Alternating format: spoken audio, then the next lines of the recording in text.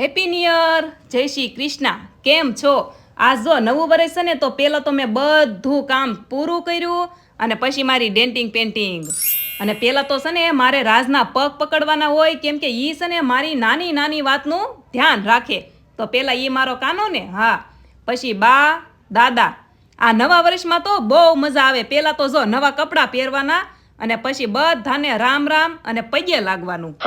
અને વળી પાછા એ આપણને પૈસા આપે. બોલો, મને તો બહુ મજા આવી ગઈ. પૈસા ઝાઝા આપવાના હોય નહીં, પણ બહુ બધી ખુશી ઉભરાઈ આવે. અરે મેં તો લાયન કરી બા દાદા, જેઠ જેઠાણી, કાકા કાકી, મમ્મી પપ્પા, પાડોશી બધાને લઈ લીધા. મારે ડબલ ફાયદો છે, કેમ કે ગામમાં ને ગામમાં રહ્યું ને બધું. હા, નવું વર્ષ તો આવીને વહી જાહે, પણ આ બધા જોડે મારી યાદી રહી જવાની છે, કેમ કે મેં બધું કેમેરામાં કેપ્ચર કર્યું છે. શાબાશ! આજ નવું વર્ષ છે, તો તમે કહેજો, તમે બધાને શું કહો છો? હેપી ન્યુ યર કયો, રામ રામ કયો, જય શ્રી કૃષ્ણ કયો, કે પછી બીજું બીજું? હું તો મોસ્ટ ઓફ જય શ્રી કૃષ્ણ. અને તમે કમેન્ટ. તો મળીએ નેક્સ્ટ વિડીયોમાં. જય દ્વારકાધીશ. Like, share, subscribe.